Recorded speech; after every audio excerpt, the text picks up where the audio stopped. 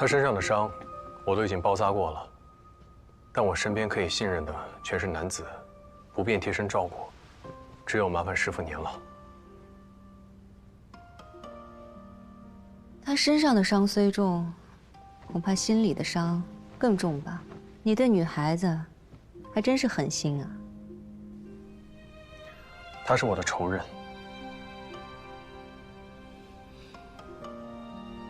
那我问你，你要杀了他吗？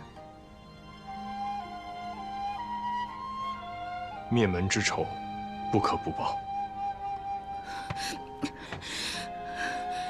放我出去，否则我……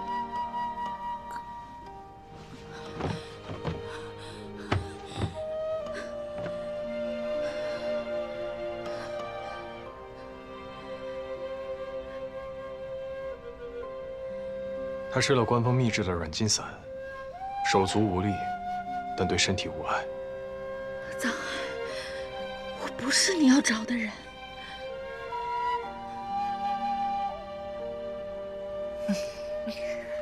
你这儿啊，还真是什么都没有啊！怎么让一个姑娘家住得舒坦啊？我去找2套衣服来，你们俩慢慢聊。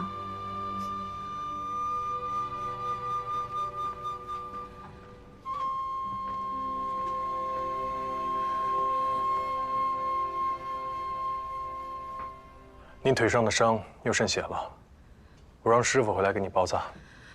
藏海，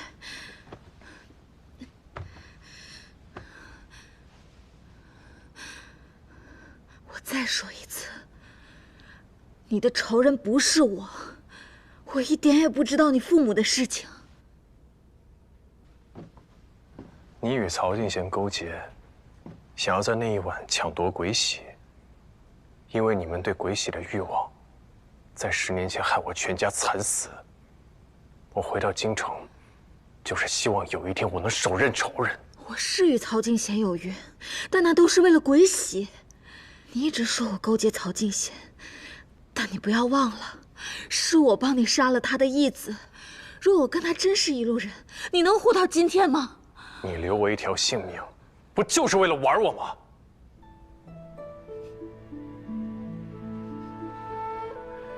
是，我是愚蠢至极。在我把这些事儿弄清楚之前，我只能把你暂时留在这儿了。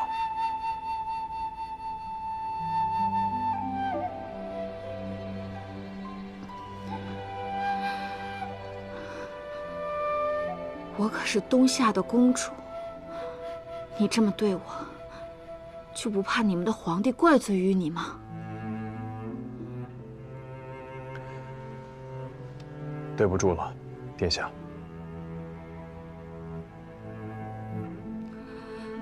这样吧，你放我出去，我帮你一起找仇人，怎么样？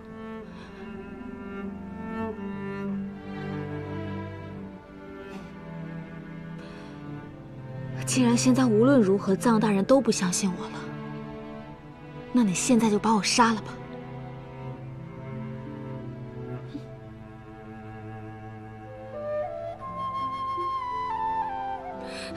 你究竟想怎么样？我知道，灭我蒯家的主谋不会是你，但总与东夏脱不了干系。我会查明一切真相。好，你去查，你查清楚了再决定究竟是杀我还是放我。但若你冤枉了我，我绝不饶你。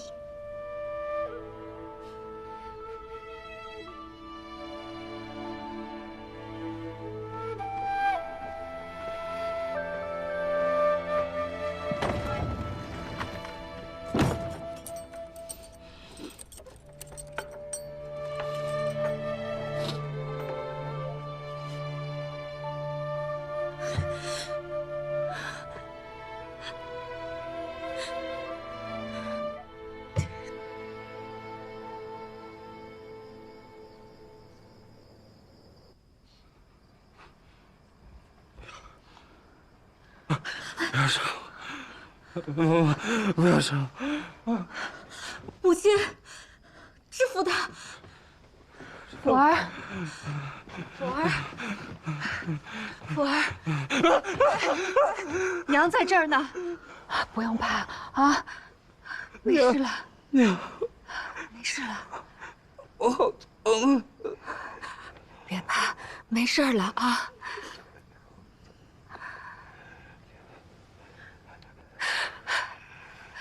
还愣着干什么？快去叫大夫啊！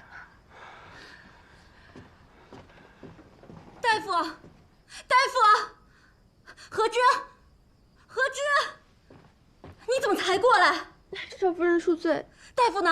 大夫都去哪儿了？不是叫他们都守在外面吗？二公子的伤还未痊愈，大夫都在他那儿候着呢。谁叫你多嘴的？还不快去叫！是。区区一个庶子，个个都去巴结他。娘，娘，我好疼，我好恨。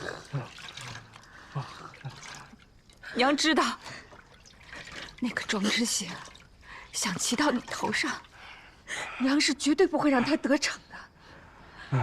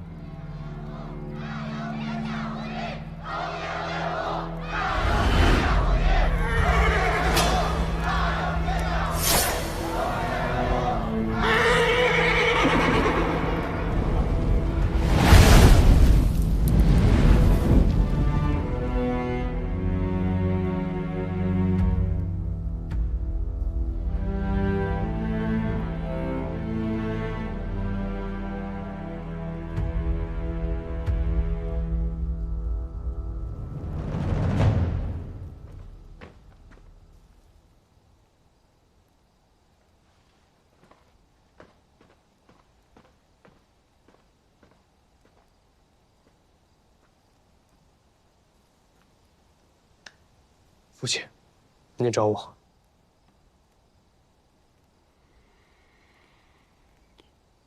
侯府经此一乱，已元气大伤，为父没有了官职，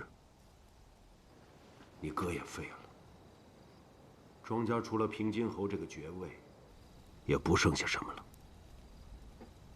父亲，儿子能为这个家做些什么？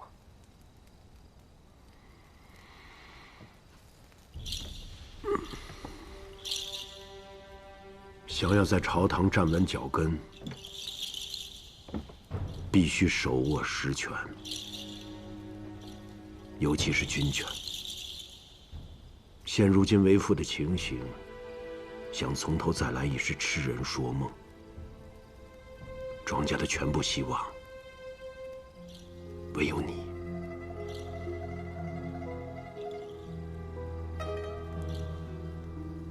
儿子虽然只是个小旗长，但想要建功立业不是没有机会。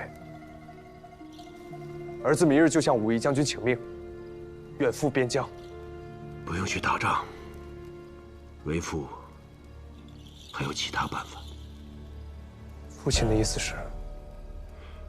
知景，为父要你去参加武科，若能封为武状元，比立什么军功都有用。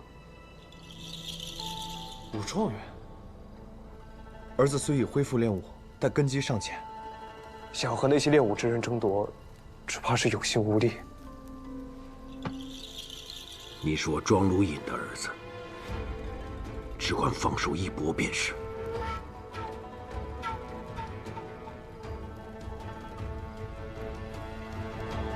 是，父亲。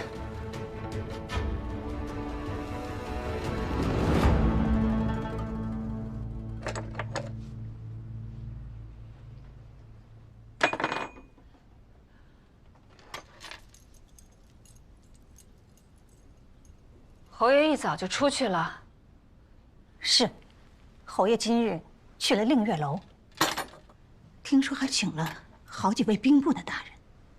兵部大人都是侯爷从前提拔的门生，夫人派去的小厮已经打听清楚了，这几位官员都是武科的主考。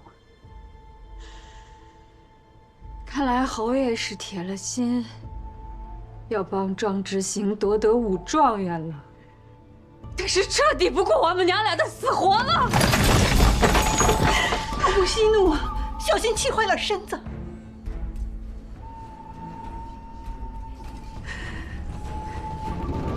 平津侯让你参加武科，对，先生觉得我拿武状元的胜算大吗？你是个练武的好苗子，但是起步太晚，在军营中不过待了数月，虽然进步很快，但参加武科之人至少需要10年的武功打底，这魁首之位恐怕不好夺呀。但我还想争一争。曾经，父亲的器重对我来说遥不可及，但如今得到了，我才发现，他并不稳固。我必须在朝廷站稳脚跟。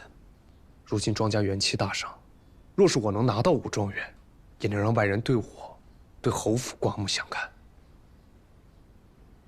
你如今倒是考虑的比我更深远些了。侯爷可还说什么了吗？他只是说让我尽全力，其他的什么也没说。距离武科还有半月时间，我会日夜练习，哪怕只有一线希望，我也会牢牢抓住。既然你已经下定决心，那就好好准备吧。半月时间虽无法脱胎换骨，但武斗时的谋略跟技法，倒是可以迅速提升的。我会让石雷好好训练你的。多谢先生。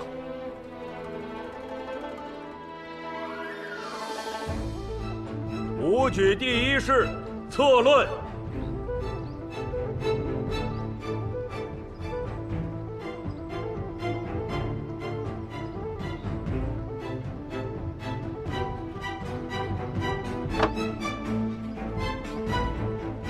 我答完了。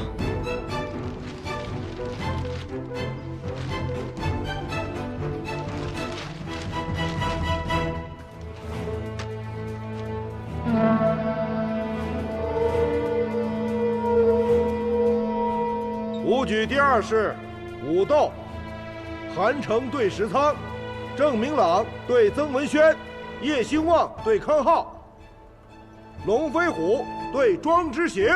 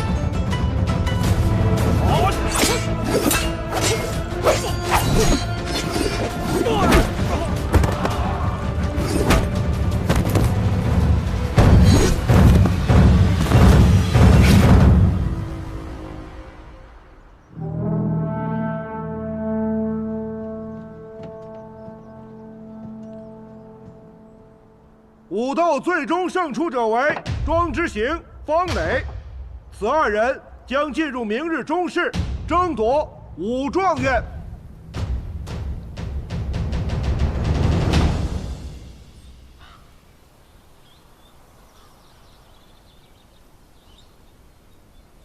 中试比弓马，谁能率先将藏于林中树上的锦盒带回来，便取胜。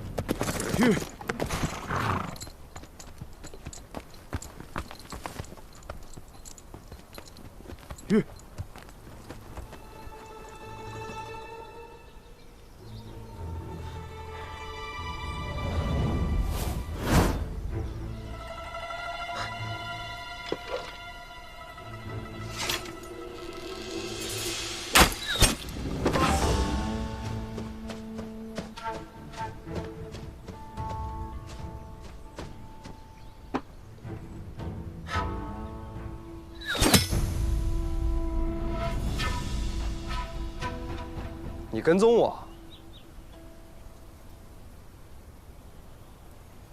不过我话可说在前面，这可是我先发现的。哎，锦盒给你，我不要了。这就怂了？识时务者为俊杰，比起什么武状元，还是我的命重要些。你错了，我要的不仅是锦盒，还有你的命。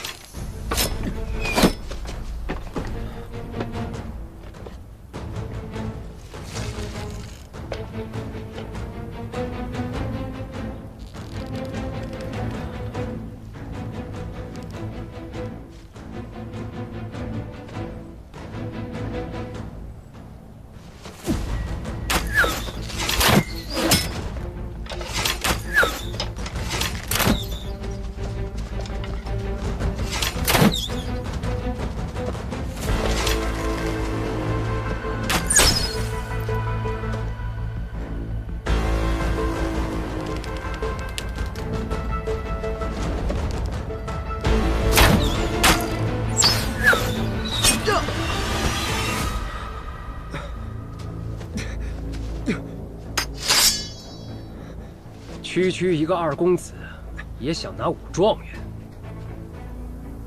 元？呀！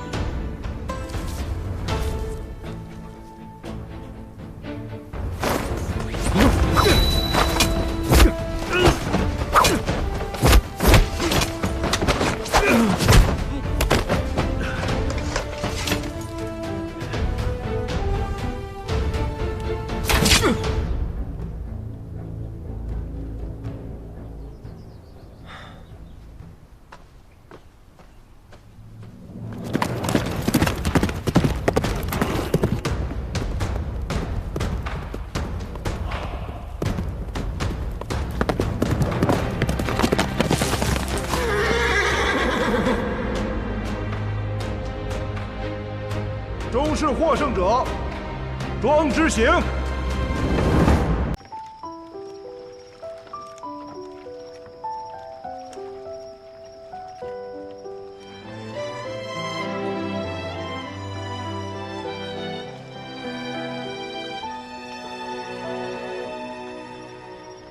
是不是很惬意啊？在这边吹着风，仿佛一切都安静了下来。你要是心情不好的时候，随时可以来这里，来感受这里独有的宁静。好。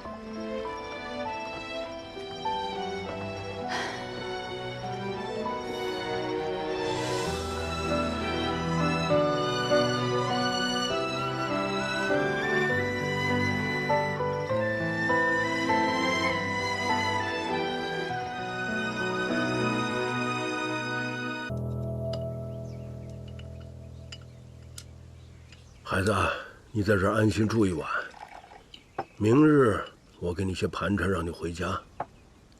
你家住哪儿啊？通泉县。通泉县，怎么这么耳熟？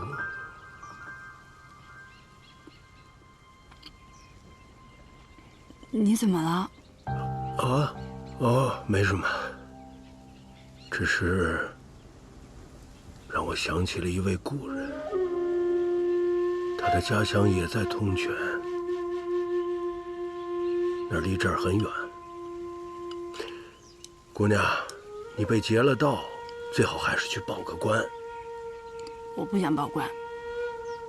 为何？我恨当官的。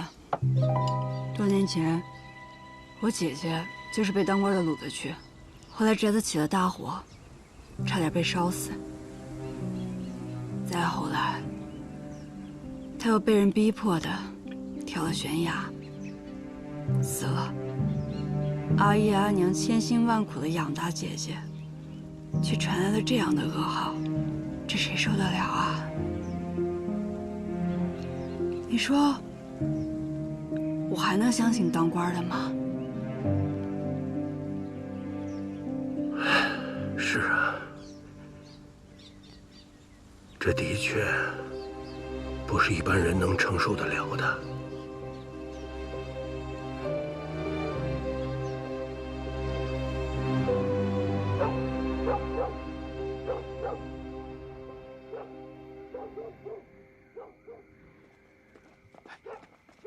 哪儿呢？就那儿。哎呦，怎么跟赶不走的苍蝇似的？这……哎呦，武将军，武将军，你怎么又来我这儿了呀？这盐你可都是亲自验过了，不会没完没了吧？公司是不必担心，我不会再验了。啊，那就好，那就好。因为不必再验了。这是监管东桥仓的小吏和一些私盐贩的口供。最近我查到一个人，此人平日里负责看守盐仓，姓赵，名卜。他将官盐从这东桥盐仓偷运出去，埋在近郊，再由私盐贩将其取出。只可惜这个赵卜啊，嗜赌成性，赊了账还不起，便铤而走险，将这些盐都揣进了自己的腰包。可这纸终究是包不住火啊！怎料此事败露，背后的人便要杀他灭口。公子时，你猜我有没有救下他？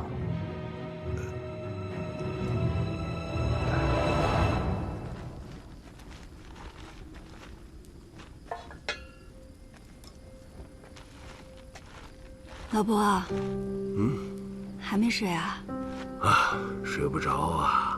都说人越老越糊涂，我怎么年岁大了，过去的事儿反倒记得更清楚了？你这是烧给谁呀？不知道啊，我也不知道。怎么了？有人要杀我！啊？谁啊？谁要杀你？你什么人？你为什么要追杀这位弱女子？她可不是弱女子。陆威，你知道他是谁吗？他与玉石案有关。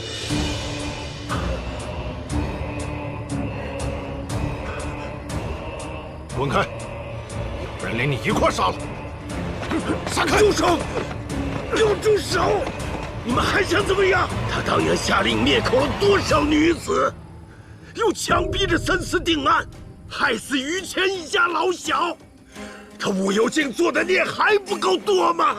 为什么就不能放过一个女人？你要杀他，就从我的尸体上踏过去。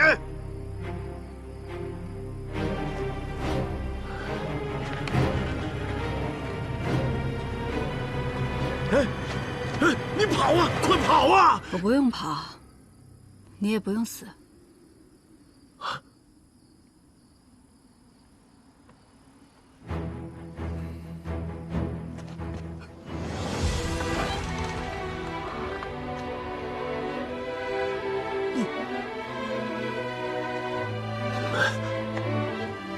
到底是什么人？公司使，非要我把话给挑明了，就没意思。吴将军，你别诈我！什么赵补、张补的，这没这么个人。现在此人就在我的手上，你若不认，那便随我到圣上面前辩个分明。哎，吴将军，去不得，万万去不得呀！哎呀，事到如今，我也不得不说了，我一直让你别查，这不只是为了我自己，这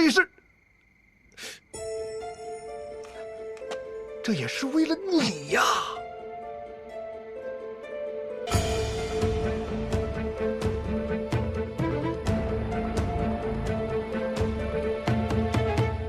我离开圣都这些年，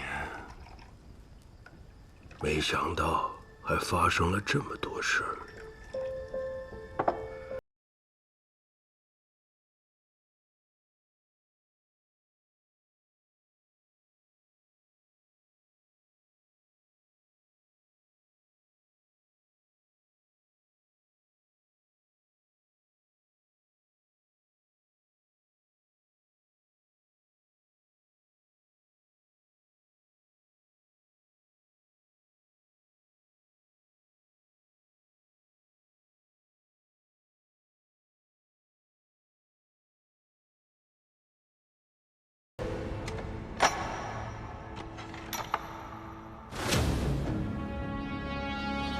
本官身为御史大夫，掌邦国行宪典章之政令，自当是有冤者申其冤，方可下无愧于黎民，上无愧于君主，绝不能贪污受贿，冤枉好人。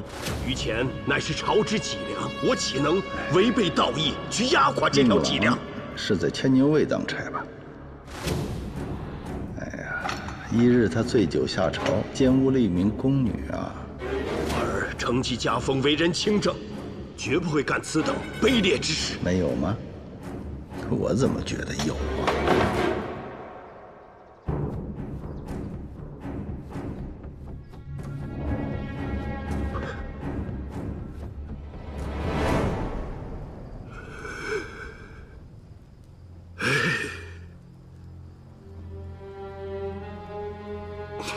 这人一旦有了软肋，到时候你不想犯错都难呐。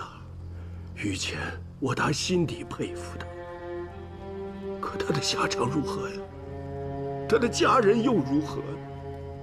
即便有再多抱负，也是枉然。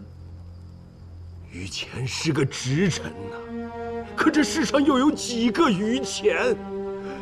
从那以后，我再也无颜面对自己那身官袍，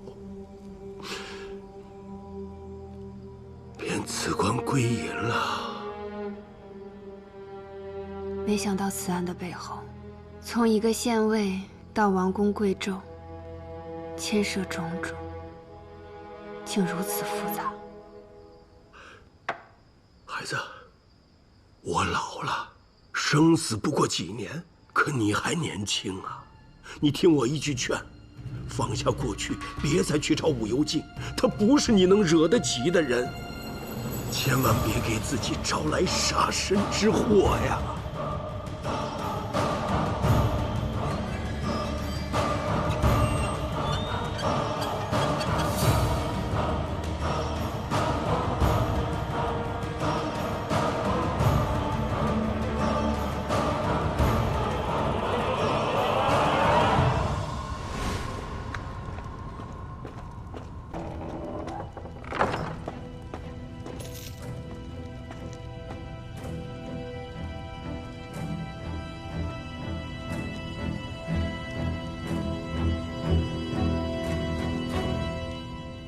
太公受苦了。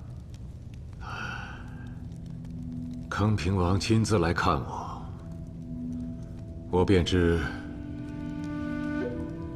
这里就是我的葬身之所了。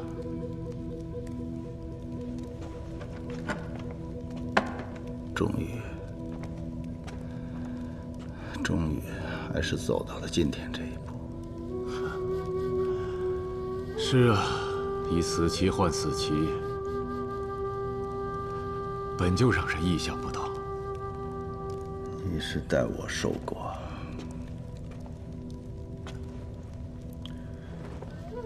当年，你替我去通泉县笼络度粮，就是要把通泉的盐仓握在我们自己手里。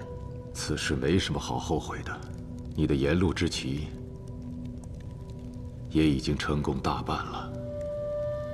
李氏一派指望太子上位，蠢蠢欲动；圣上又打压世家，提携寒门。若有一日圣上了薨，我武氏一族拿什么跟他们争？盐乃国脉，把它握在手里，才能保我武氏根基。康平王要我接下来如何做？还请直言。我会上书，力保你的家人，不让他们受到你的牵连。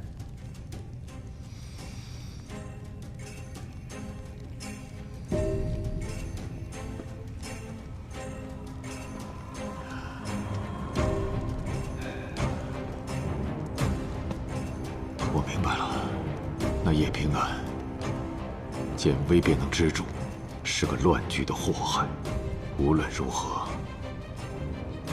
绝不可留。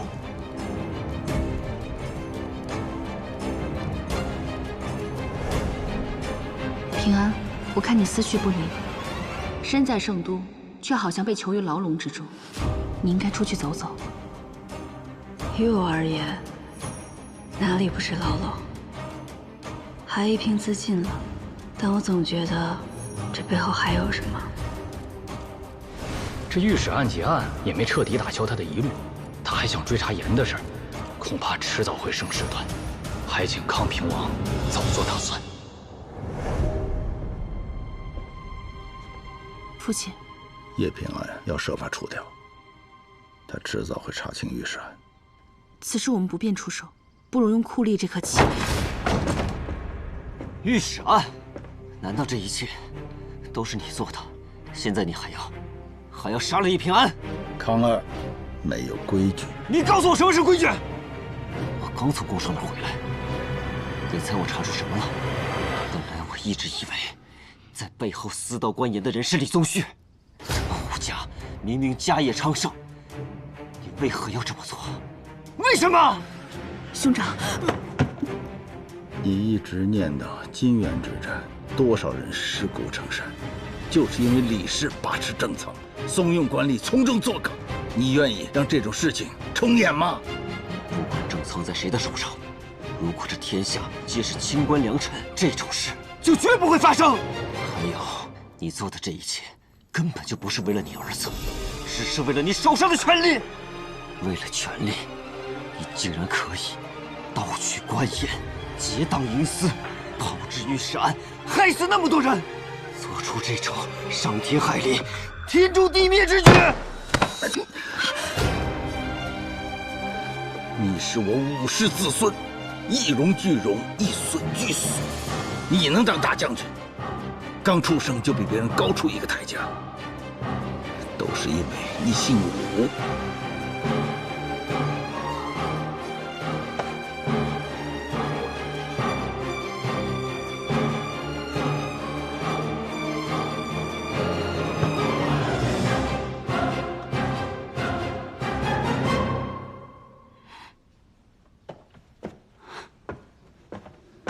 兄长，不用管他，他会想明白的。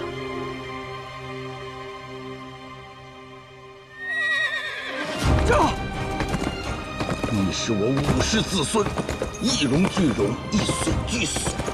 你能当大将军，刚出生就比别人高出一个台阶，都是因为你姓武，你姓武。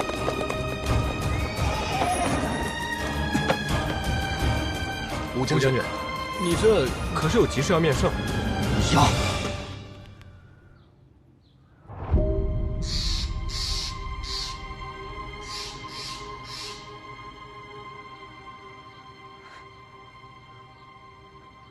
武将军，你只是马儿受了惊，我没拉住而已。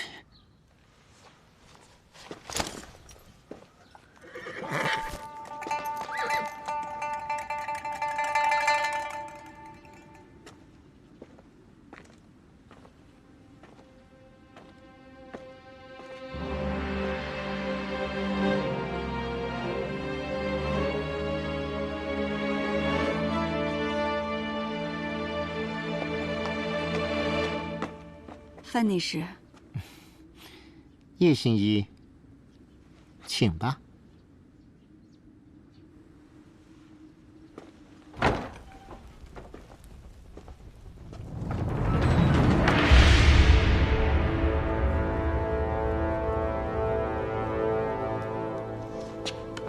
陛下，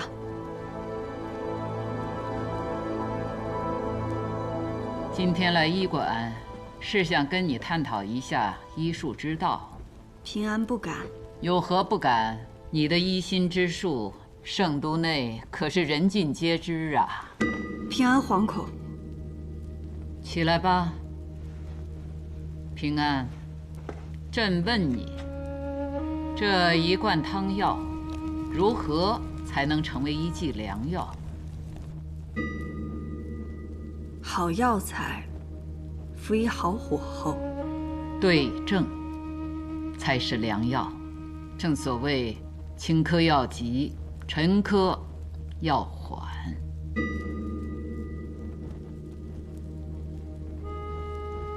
平安斗胆一问：隐疾该如何用药？隐疾藏于暗处，病患只能自欺欺人。长此以往，轻症变重症，重症变绝症，到时候，就算手握神药妙方，又能奈何？说下去，百姓的病苦，皆因忍耐而起，因重情而忍榨取，因重义而忍盘剥。平安四处奔走，只为清除隐疾，以保患者无虞。叶平安，你的医道，朕算是看明白了，只不过这用火太猛，往往过犹不及。你的医术的确还欠点火候，离开圣都吧，到别处去历练历练。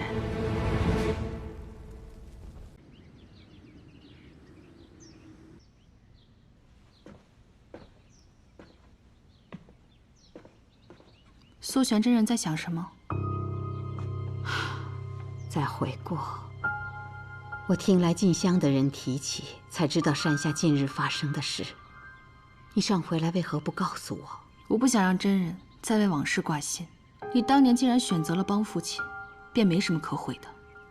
当年选择帮你父亲，是我犯下的第一个错。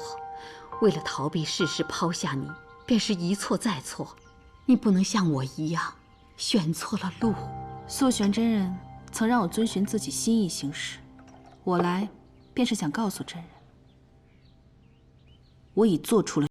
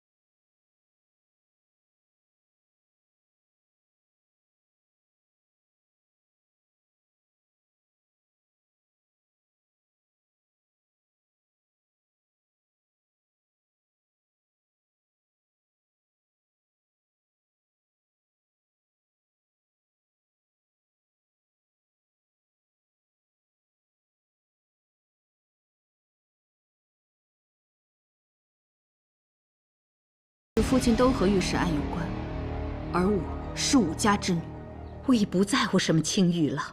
你不要因为我而受制于康平王。知人，你错了，我不是为了你，而是为了帮我自己。仙儿，正因为我是武家之女，才能坐上中书舍人的位置。父亲若东窗事发，使武家蒙羞，必会牵连于我。父亲有一句话说的极对：李武两家已势同水火，圣上若想绵延大风，便只能传位于武氏宗亲。我不会让任何人威胁到武家的大业。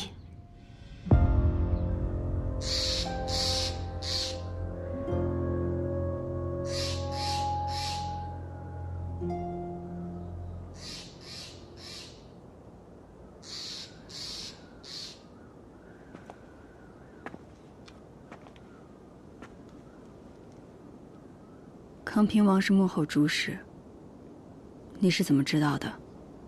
花娘未曾料到自己会被毒杀灭口，死前手里紧紧握住了一把紫檀木梳。恰好康平王也好紫檀木雕，他是想在临死前给我们留下一点线索。康平王许诺了你，位极人臣，对吧？如果我是你，也会同你一样，牢牢倚靠住他这棵大树。你不是我。我现在想明白了，无忧竟掩盖御史案，倒卖官盐，笼络朝臣。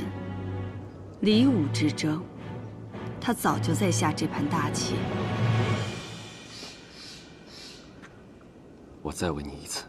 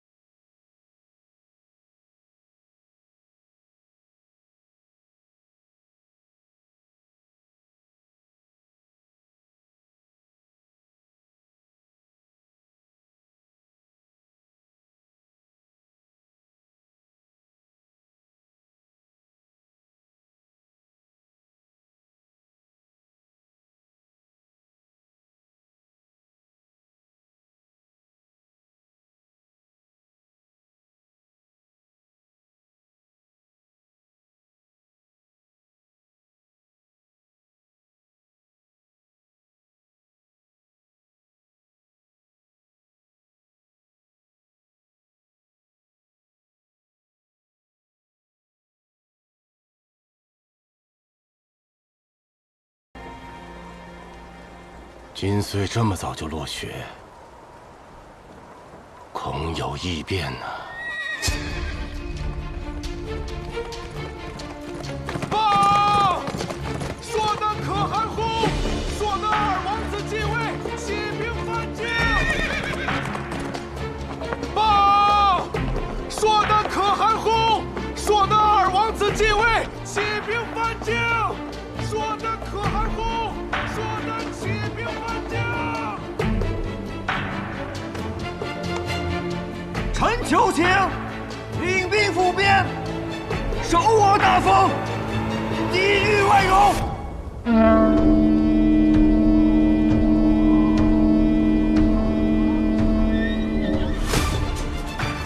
封大将军武安康为燕北道行军大总管，挂帅出征，钦此。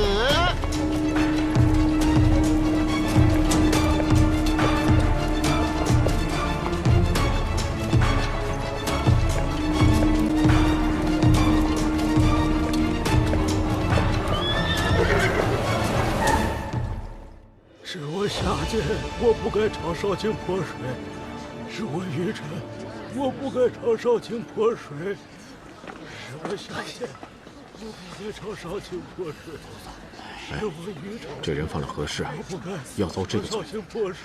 他儿子因为犯私盐，被那袁绍卿抓到大理寺去了。这老头气不过，说儿子是快饿死了才去做的私盐饭，当头一盆水就浇到了袁绍卿头上。这一下可惹着阎王爷了，阎王爷就罚他在这跪着。阎王爷罚他，你们私底下都这么叫他？那可不，这阎王爷过去人还挺好的，为大家伙办事，替盲狗请命。可自从他投靠了梅党，这人就变了，变得目中无人，贪图享乐，谁惹得谁倒霉。呸！真不是东西。也不怪有那么多私盐贩，去年盐价跌过一阵，今年却哐哐的涨。这么多的盐要卖400万一斗，谁买得起啊？吃口盐太难了。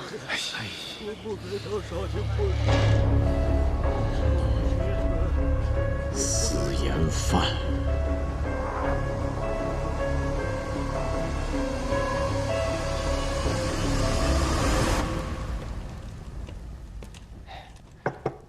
这硕丹二王子真是野心勃勃，康州元年才联的姻，可汗一死，他便夺得了王位，竟不顾与我大封的盟约，将武良臣扣押为人质，还挥兵南下，真是蛮夷。这二王子杀兄夺位，弄得硕丹各部是人心惶惶。他为了平定内忧，便派兵来掠夺我方粮草。正赶上严冬我军雪地作战的经验又不足，他呀，这就是蓄谋已久。郎主，我实在是不明白，你之前干嘛让礼部侍郎上书弹劾你，为官揽赋，奢侈无度，害得自己被圣上责罚，扣了半年的俸禄，还遭了一顿训斥啊！你知道何为贪官，何为清官？何为奸臣，何为忠臣啊？这，要我说实话，郎主你总不能算是清官吧？你这个宇文泰和苏绰有一番对话，说的是帝王之术要用贪官顾权，除贪官排异，杀贪官收买人心。小人愚钝，没听明白是什么。我身居高位，不能不犯点小错误，不然就没有把柄攥在圣上手里了。但是我又不能犯大错，我要犯了大错，就成了老百姓的眼中钉了。哼，袁绍成最近没惹事儿吧？倒也算不上是惹事，就是惩治了一个私盐贩的父亲。那老头太嚣张了，大冷天泼了袁绍清一盆水，袁绍清让他跪在街上，头顶着水盆，高喊认错。大奸四忠，大忠四奸。袁绍成是个聪明人。郎主啊，康平王现今在朝中是如日中天，拥护者众多，力推武家继承大统的声浪已盖过李家。你更应该像以往那般与他亲近才是啊！怎么反而三避不见，躲在家中装病啊？我刚才说的话你一点都没听懂。康平王几次三番的让我往炎帝给他派官，这就是大错。郎主，康平王来了，我跟他说你在病中，不便见人。可，郎主，康平王。哎呦，梅阁老。哎呀，病了这么久也不见好啊！你可是股肱之臣啊！朝中不可一日无你啊！必去如抽丝，老不中用了。我是怕你被庸医给耽误了，我特意给你请了一位高人，去给梅阁老探病。康平王，我家郎主的病有些奇怪，陌生人一靠近，浑身奇痒无比，起出很多红疹子，还是不要靠近他好。那这病怎么传染呢？康平王，就是说你病好之前，我还不能再来看你了。哎，你好生歇息吧。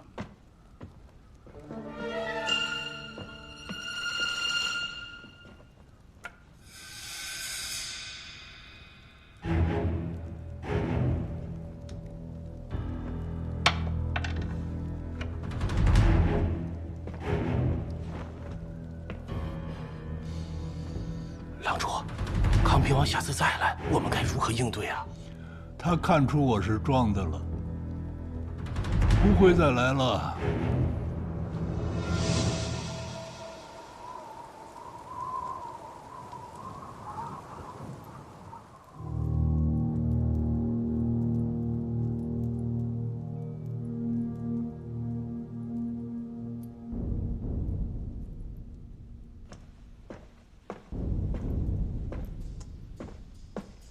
赵峰看见他了吗？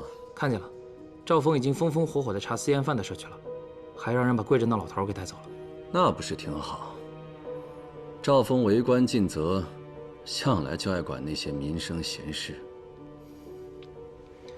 少卿，我真是越来越不懂你了，为什么好事留给别人做，骂名都是你担着？有人跟我说过，善名恶名都不重要，我觉得也是。只要我背着骂名，自然有人放心。少卿，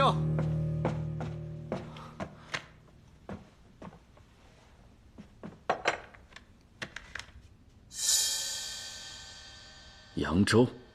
哦，送信的人说，这是有人花了重金，特意让他带进圣都的。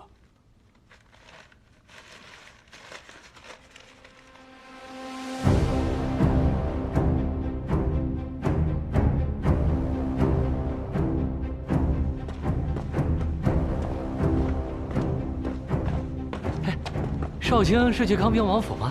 不如我随你一起啊。不必了，你帮文宇整理一下里面的卷宗吧。哎。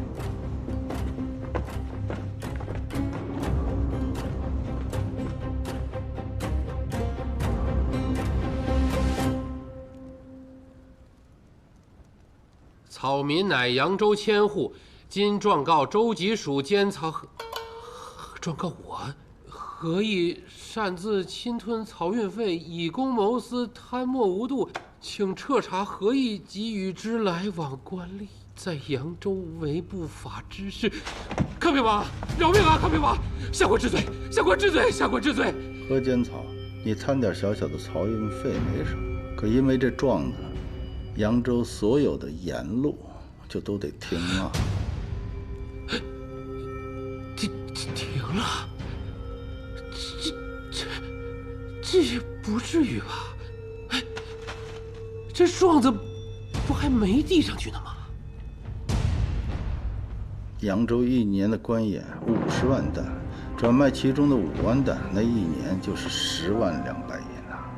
这状子若不是递到少城手里，而是递到御史台、户部，递到那些酷吏手里，这10万两啊，何监曹，要多少个你才够赔的呀？康平王，下官定将戴罪立功。滚！是，这就寻条新的沿路来弥补过错。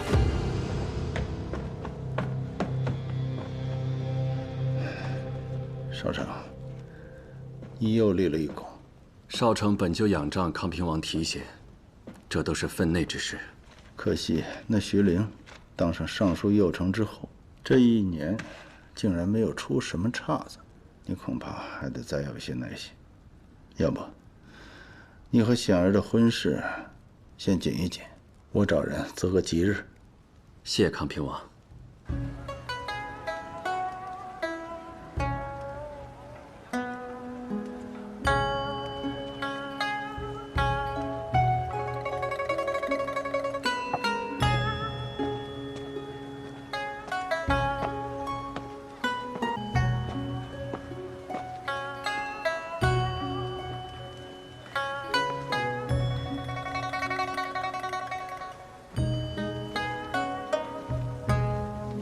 江南这么早就下雪了，看来今年的冬天会格外冷。这雪景确实赏心悦目，但有多少人知道，雪下藏着多少脏东西？下雪了，路就更难走了。平安，我们该回趟圣都，去看看采莲和丹心了。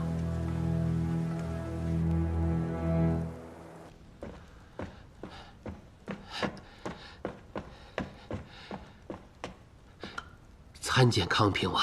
这么快啊？才10余天就有消息了？是，不过这次寻来的盐贩与以往略有不同，下官不敢擅自做主，所以前来询问康平王。说来听听嘛。经过下官多次寻找，这次寻来了一位私盐贩，他其实是私盐贩。是，你是嫌自己命长，还是想将康平王也拖下水？准确来说，他其实是一位牙人，他声称自己手上有大量的私盐，多到这个数3000担。哎，3万担。哪来的牙人手上能有这么多私盐？何间草，你该不会信了吧？这牙人的说法是，这3万担的私盐会按批次出手，之后再找大买主。关键是，他只卖100文1斗。100文1斗，正是。下官见这其中的利益着实不小，所以不敢耽搁，便火速前来禀报。现如今，这牙人的身份尚未查证。何间草，不如你将此人约出来，我去探探虚实。显儿，和少成一块去。是。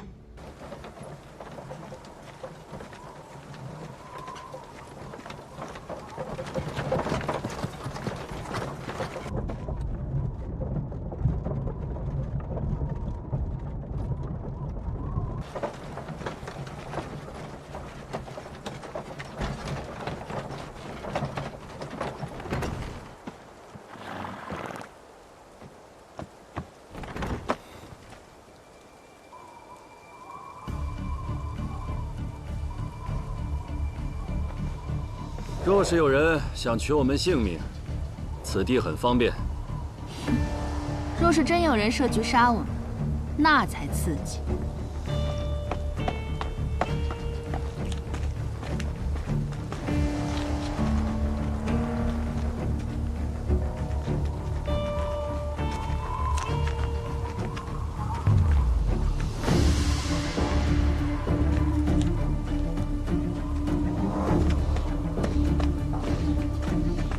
你们是来找安爷的吧？跟我来。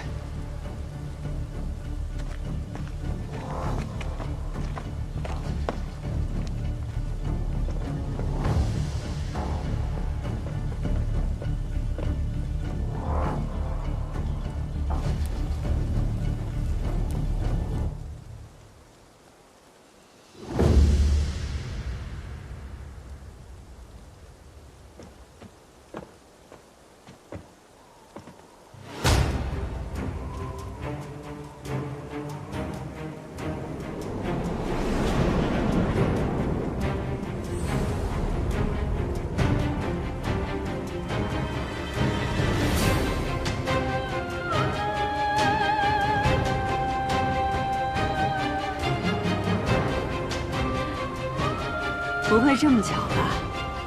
我这赚钱挣到老朋友头上了。这交情可别乱攀，这钱你能不能赚到手，还不一定呢。这1年没见，平安，你什么时候喜欢上钓鱼了？今日可有鱼上钩啊？这钓着着鱼啊，得看运气。我这运势一直不怎么样，不过就是图个乐子。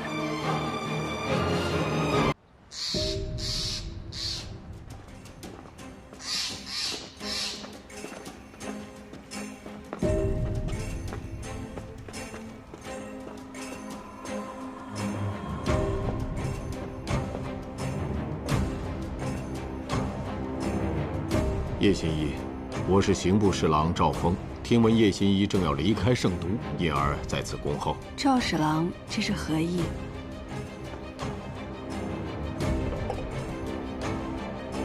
我是受人所托，将此物转交于你。这是……叶新一不必多问，在下职责已尽，叶新一一路平安。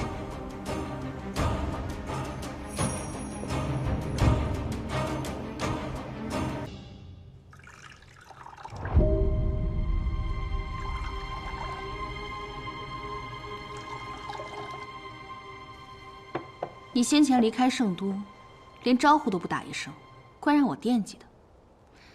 这1年都去哪儿了？那我去的地儿可多了，不然怎么能坐在这儿？别绕弯子了，说说吧，为什么做起了牙人？如今严家这么高，谁不想趁机多赚上一些，让自己过得好点儿？别再演了，巧舌如簧。他怎么能拿得出这么多私盐来？看来袁绍卿对我成见很大啊。既然你们信不过我，那请便吧，我另觅买家就是了。你手上当真有盐？黄一鸣。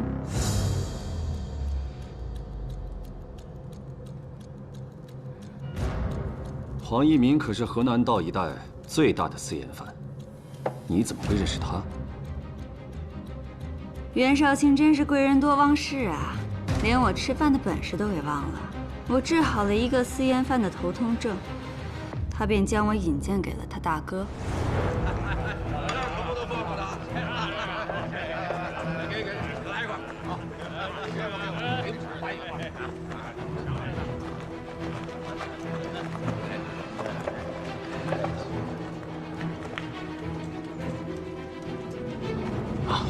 叶新义，多有得罪了，干的是卖命的买卖，实在是对不住了，不得不小心些。明白。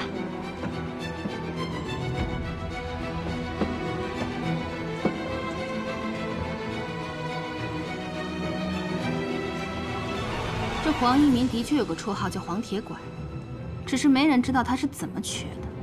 说来也简单，他这腿疾，并不是外伤，而是妻子过世后由心疾引发的，所以你就替他诊治，和他攀上了交情。不错，正因为这份交情，他才让我接手了一些私盐上的生意。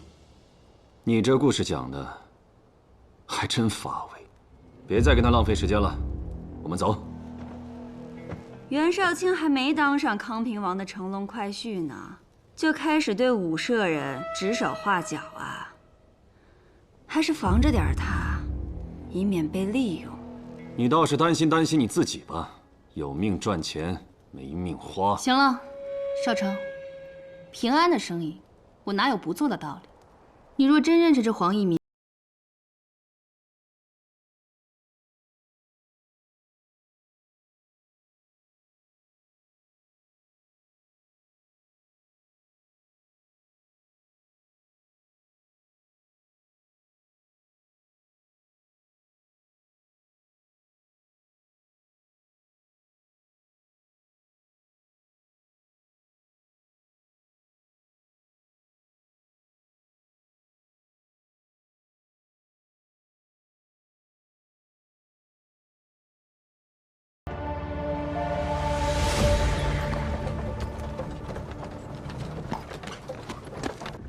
可别怪我没有提醒你啊，你不是他的对手。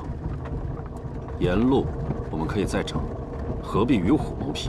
袁绍卿了解我几分，你大可不必将自己的懦弱无能强加在我身上。在我面前，你只要做好一个贤婿该做的就行了。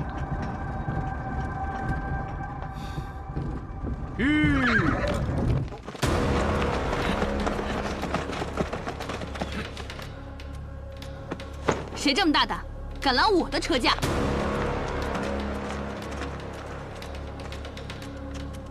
刑部接到匿名举告，这辆马车上藏有私盐，得罪了。搜。是。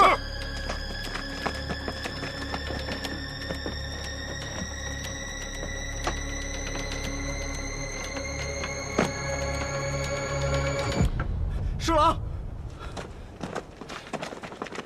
车板底下搜到的。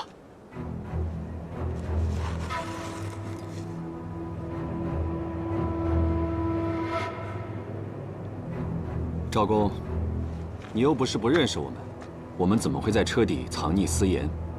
这定是有人诬陷我们。是不是诬陷，本官自会查明。没有官服，本官也不认得。那赵公见了官服，便可放行了吧？带了官服，就以官员的身份入监牢，没带官服就以草民的身份入监了，可想清楚了？不用麻烦了，我们2个草民随赵侍郎走一趟吧。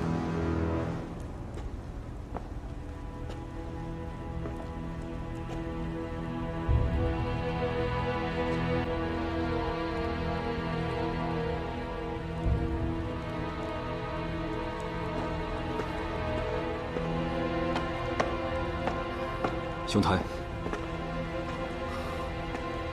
敢问张尚书呢？张尚书有差事，过2日才回京。慢着，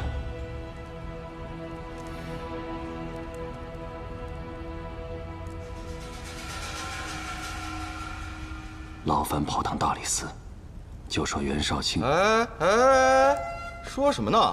幸好没人看见，不然我坚守这么多年的清誉全被你毁了。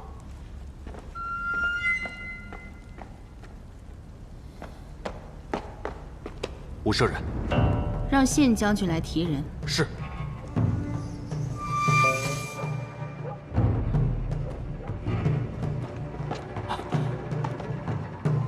吴舍人，你好吗？当然好。听狱卒说袁绍卿还在里面，要不要我将他一起带出来？用不着，他自有他的过桥梯。是谁这么大胆，敢陷害你？还能有谁？当然只有他，叶平安。叶平安？他不是你的朋友吗？是啊，可惜我跟他注定只能当对手。昔日我保你出狱，今日换你保我，我们算是扯平了。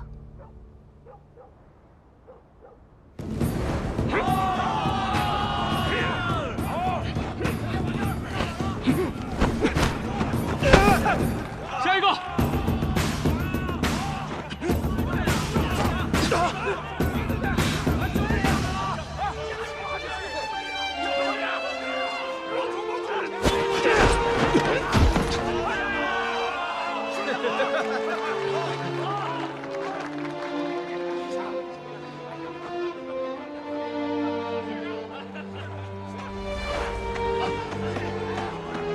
吴舍人，今日怎么不见那个姓宪的校尉？他性子太孤傲，前几日走了霉运，冲撞了统军，下了狱。那统军可是个记仇的人，恐怕是要趁机整死他。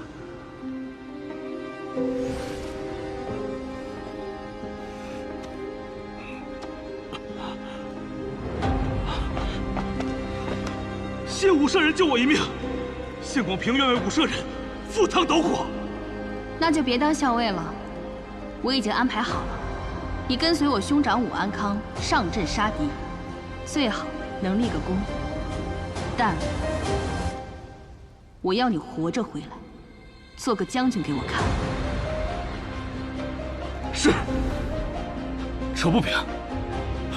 我是说，武舍人的恩，我记一辈子，刻骨铭心。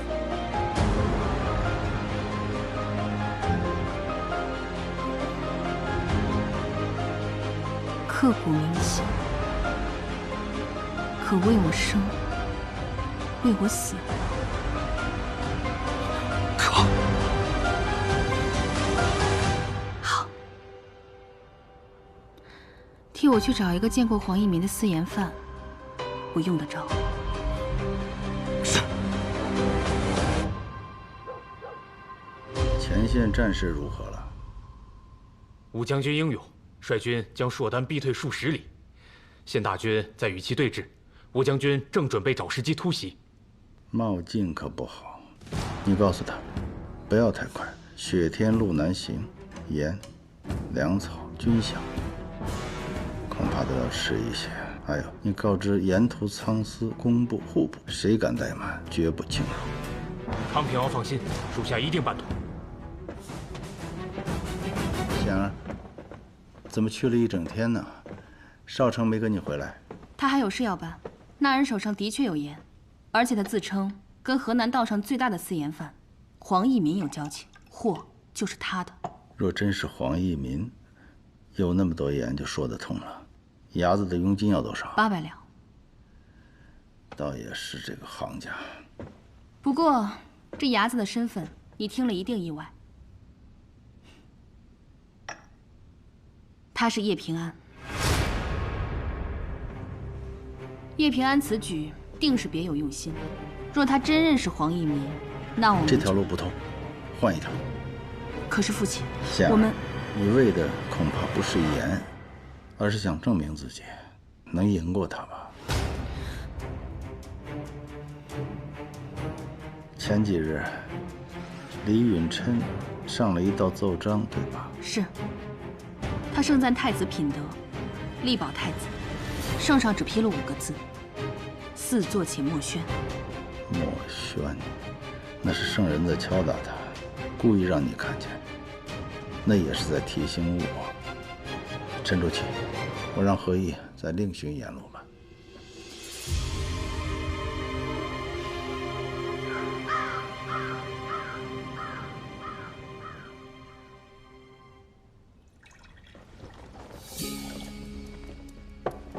风吹雪倚红绡梅，微醺绿胚暖烛光。今天这种天气，倒正适合叙旧。贤儿，这是带了什么好东西来啊？当然是万国香的小菜了。我的确许久未吃过了。你是唯一一个能吃得上我送的菜的人。那可真是我的荣幸啊！皇兄，武士人带了好菜来，快来尝尝吧。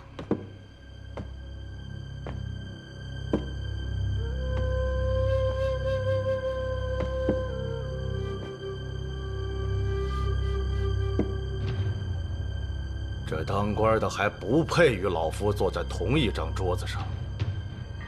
吃菜的口味，我看也不一样。久闻黄铁拐大名，今日终于得见。没想到黄铁拐对官家成见颇深，只是这菜你不吃，又怎知合不合口味？这一片地里种出的粮食还各有不同呢。这当官的也分有本事和没本事的。皇兄，万国香的小菜我吃过，确实不错，不如先试试。有的人为官，官袍底下不过是禽兽一只；有的人虽一身草莽布衣，却胸怀丘壑，重情重义。这也是我愿意来见黄铁拐的原因。这么年轻的丫头，来见我这个盐匪，还敢单刀赴会，倒也是不简单呐。其实也不止我一人，我还带了份见面礼，略表诚意。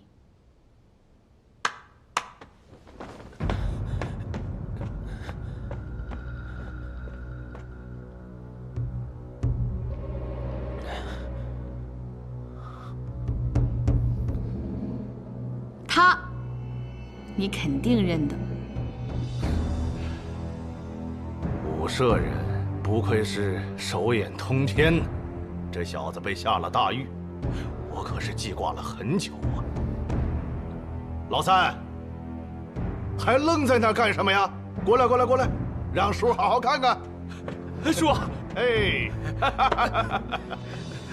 看来武舍人到底是信不过我，还找个人来认认脸。现在可是相信了。不过是在商言商。黄铁拐来这儿带了多少盐？冬日路难行，再加上这圣都附近盘查得很严，这次我只带了1000担，藏于山中各处。啊，货虽然不多，但这第一次生意谈成，大家有了默契，再往后谈生意，那就容易多了。既然如此，平安，你的钱我只能先付你一半，等后面的生意都成了，再把余下的补齐，你不介意吧？我自然不会与武舍人计较这个。给我2日折兑现银，2日后，在附近的七云山见，互验银货。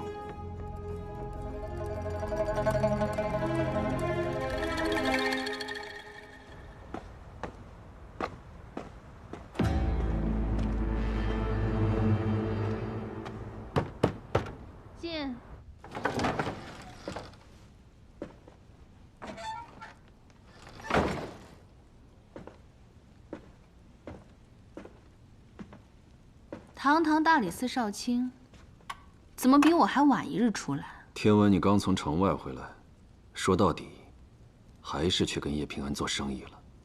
是又如何？康平王知道吗？这种小事，我父亲自然不必知道。不过，你要是能拿出1000两，这笔生意倒也能让你掺一脚，利润分你30%。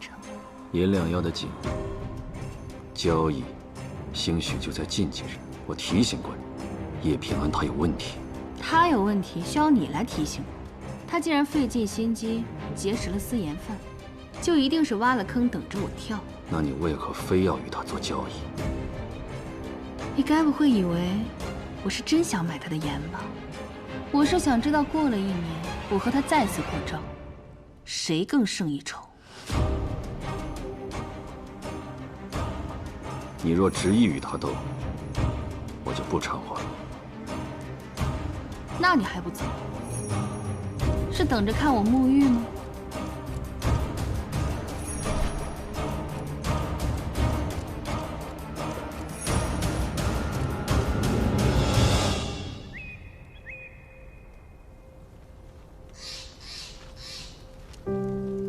都怪我，如果当时我没有走，也许这一切都不会发生。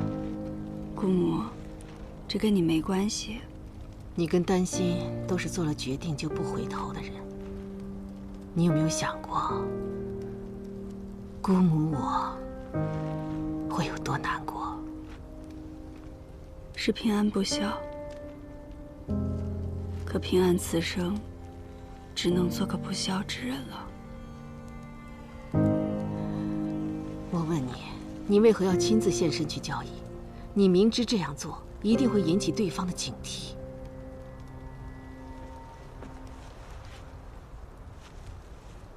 一个人独自下棋久了，总会渴望对手的出现。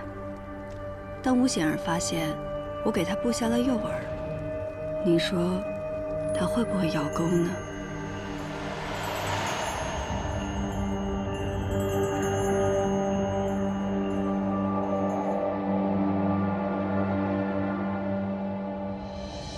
慢点，慢点啊！真可爱。哎呀，我们宁儿过来看谁啦？来，让叔父抱一下啊！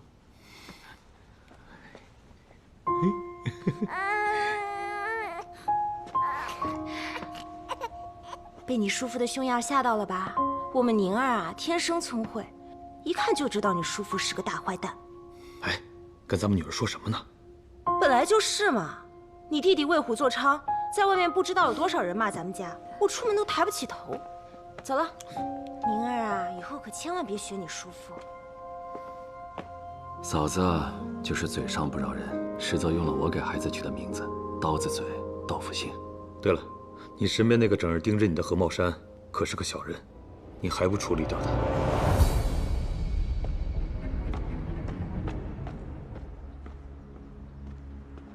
袁少卿，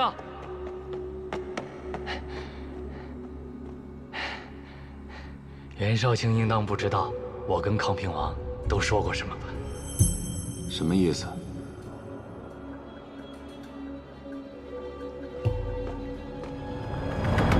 那个叫陆丹心的死了之后，你和叶平安一起去他的住处找他留下的东西，你们的对话，我可在外面都听到了。哎，不是袁少卿，袁少卿莫紧张，袁少卿莫紧张。我向康平王禀报的时候，只转述了叶平安的话，并未提及你也在场。好，为何不拿此事向康平王邀功啊？哎呦，我能邀什么功啊？我就是大理寺的一个小吏罢了。康平王看不上，哎，我得罪了你，我就能平步青云了。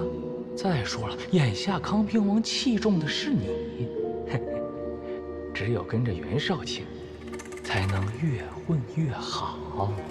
啊？知道他是小人，就知道该怎么用他了。那个消失的叶平安现身了。没错，叶平安摇身一变成了牙人，其中定有蹊跷。康平王那头尚未兑现举建武做尚书右丞的承诺，如果我能抓到他的把柄，我就可以得到康平王的倚重。赵玉，在。我宇呢？又去看长青了。自从他知道长青是采莲的父亲后，就把长青当自己的父亲来孝敬。你去一趟，跟他说，近些日子盯紧吴喜儿，有任何异动，禀报给我。是。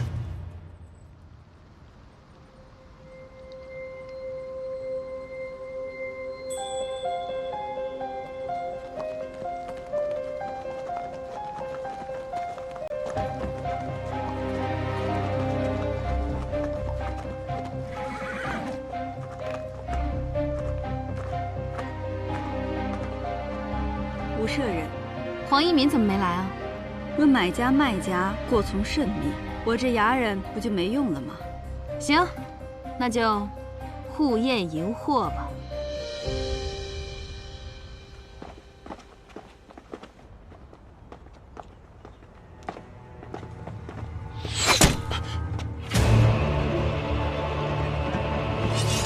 慢着，不用追，不是冲我来的。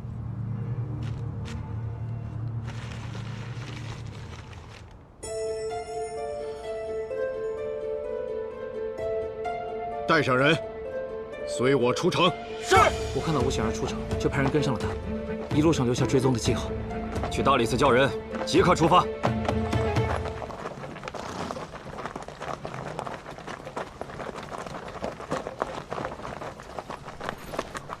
货都在这儿了。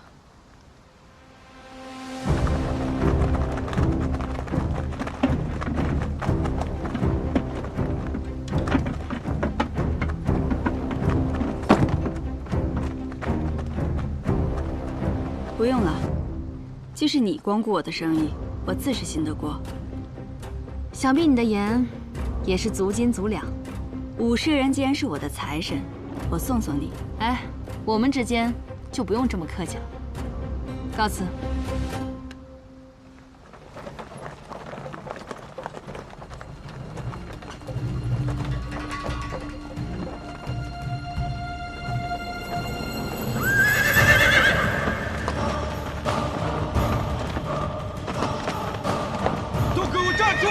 上！把两边人全都拿下！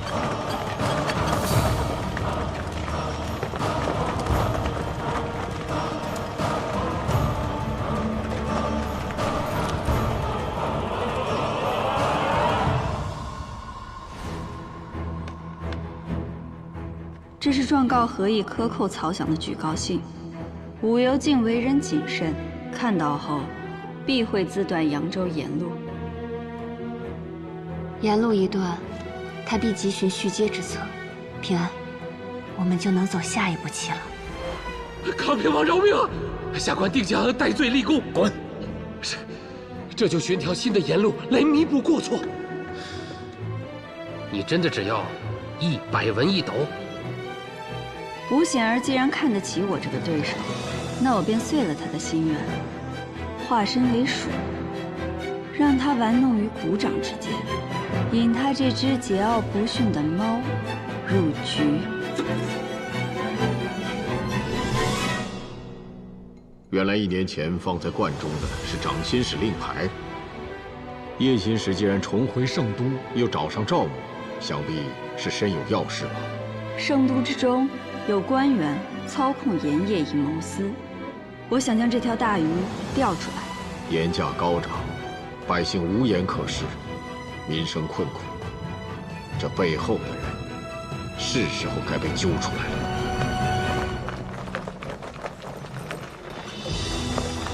吴舍人，我接到密信，有人举报你身为朝廷命官，知法犯法，携银购买私盐。赵侍郎来得正好，我也接到密信，称此处有人贩卖私盐，我便前来交易，引其上钩。果然，人赃俱获，还请赵侍郎将他拿下。赵侍郎，武士人说我贩卖私盐，可买卖同罪，赃银在此，仅凭他一面之词，岂能定罪？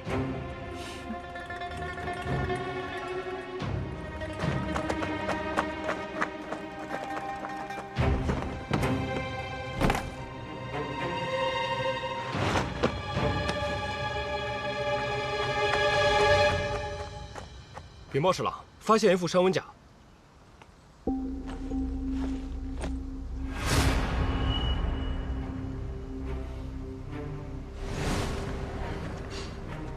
吴舍人，我们就这么走了？你让我们准备的东西还放吗？放。是。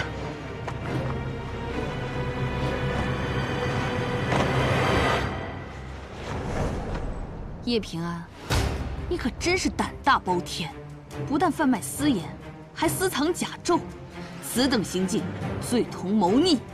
我不过一介平民，怎么可能有这山文甲？有这能力的，得是你武家呀！你没有这能力，你身后的人有。要是武家落难，最大的受益者便是李氏。为保东宫储君之位铤而走险，不足为奇。好了，越说越荒唐。此事关系重大，仅凭一人之言，难辨真假。此物就藏在私盐之中，无论如何，叶平安都脱不了干系。来人！慢着！我看谁敢轻举妄动！赵侍郎，你如此维护叶平安，难道是也想谋逆吗？赵侍郎，我跟你走。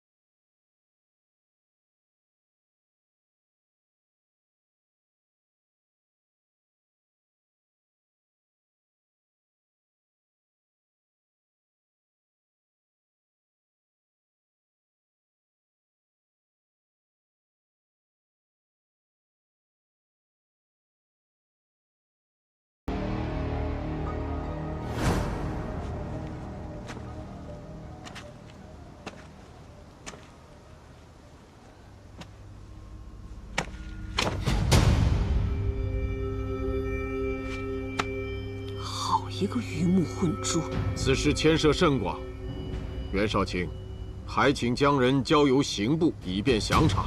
人是我抓的，自然要交由大理寺来审理。袁绍卿，赵侍郎，嫌犯叶平安是从你手里逃走的，就算是你无意放了他，也难逃渎职之责。这件事，你就别插手了。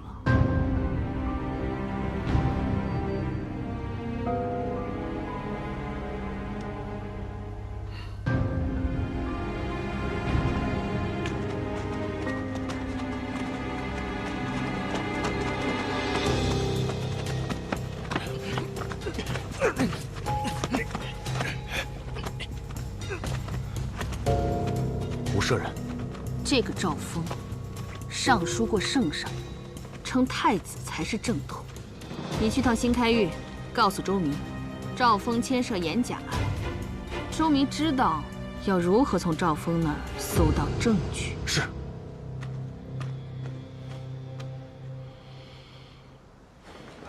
案犯叶平安私售甲胄，拒捕逃窜王子无天，流窜于洛州。举告去向者，赏银100两；驻官府缉拿者，赏银1000两。而若有敢助其藏匿者，与之同罪。这叶平安怎么这么多事儿？就是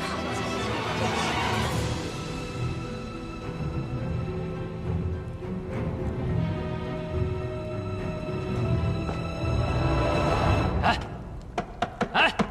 起来！起来！起来！起来！吵什么吵？没看见有人在睡觉吗？你怎么敢这么嚣张呢？你知道这是哪儿吗？这可不是一般的牢狱，这是大理寺狱。就算你是刀口嗜血的人，在这儿你是龙，你得给我盘着；是虎，得给我卧着。哎，你月俸多少啊？啊，400文1斗的盐，你的月俸又能买多少？不是你什么意思啊你？既然露出了真面目，就别装什么私盐犯了。现如今，叶平安的罪行不是贩卖私盐那么简单，他私藏甲胄。据大风律法，1甲顶3弩，3甲进地府。这你不会不知道吧？哼，左右都是个死字，罪名或大或小，有关系吗？我就问你2件事：一，你们与黄一民之间是什么关系？2，叶平安此刻在哪里？哼，我就知道，让你这样的硬骨头开口，没那么容易。所以我早有准备。要对我用什么刑啊？一块儿上吧。那倒是不必。只是你这本名本该无从查证，可我还是找着了。裘银。你本是一介农户，因田地被霸占，被逼成了流民，后靠江湖朋友救济，才学得一身武艺，以做打手为生。所以你这心底就刻了个义字。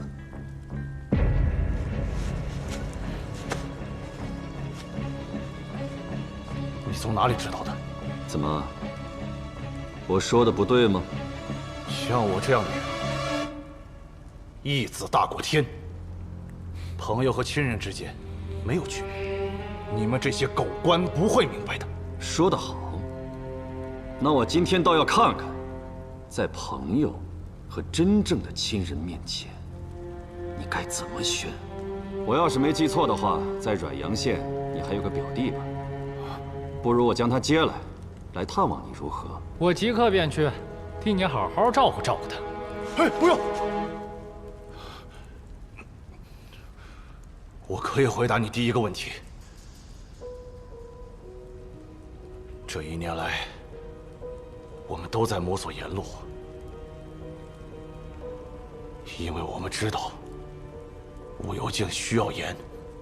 那你们怎么知道，康平王此时会因扬州千户状告合议，而停掉所有扬州的盐路？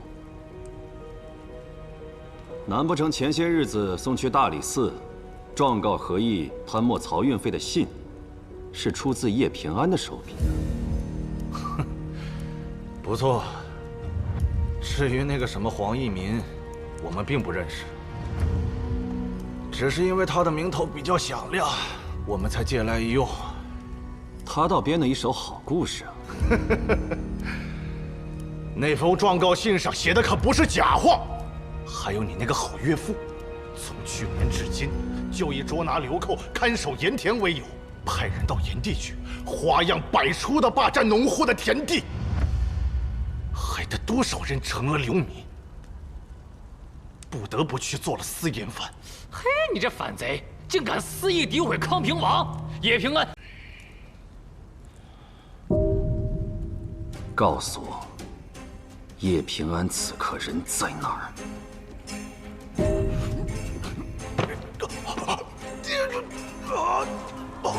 开门！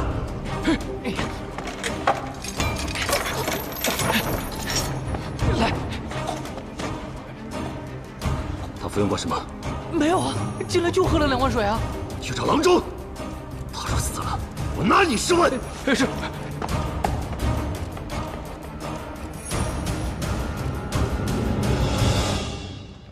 这个叶平安嘴里一句实话都没有。他呀，一向擅长无中生有的把戏。盐的事，再想办法吧。那几副山文甲哪儿来的呀？这你要把叶平安抓来审问。私藏铠甲的是他。你明知私藏铠甲是重罪，何必要用？若不是用铠甲，叶平安就能安然无恙地解释他的盐从何而来。他回来了，那争斗便开始了。这一次，需将他一招致命。怎么样了？任帆现在状况很差，不适合替身。给我查！我倒想看看，什么人敢在大理寺内下毒。吩咐下去，除我之外，任何人不得接近此人的牢房。是。少卿，我想找你单独聊聊。有话直说。刚才那个老头有几句话说的没错，就凭我现在这点俸禄，我吃盐都不敢放开了吃。哼，都是些挑拨是非的话。你平日里俸禄虽然不高，可康平王私底下没少给你好处吧？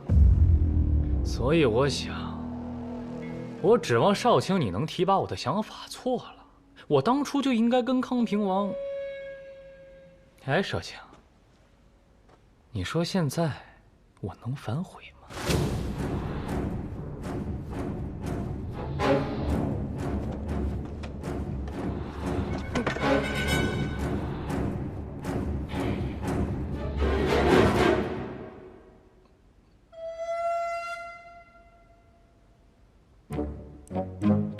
这是康平王给你的定亲礼，小人可不敢收。哎，他现在呀，就是你事成后的赏金。我原本打算将他交付给文宇，既然你求功心切，我便将他交付于你。什么事儿啊？去曹州，找真正的黄一民，游说他卖私盐给我们。我打听过了，他卖的私盐的确便宜。若真能成就此事，你便替我在康平王那儿立下了大功。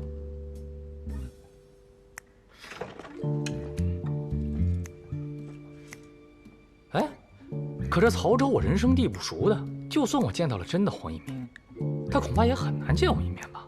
若是没有半点把握，我自然也不会让文宇去办此事了。打开看看。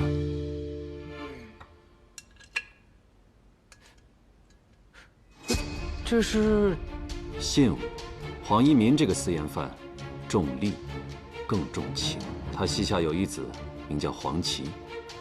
恰巧我结识了一位经商的朋友，多年前在黄芪被响马追杀之时舍身相救，黄芪便将这颗打掉的牙齿赠予了我那位朋友，允他日后但凡有事，他定会鼎力相助。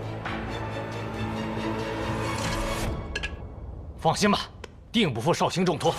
限你3日，就是将马腿跑断，也要将此事办成。是。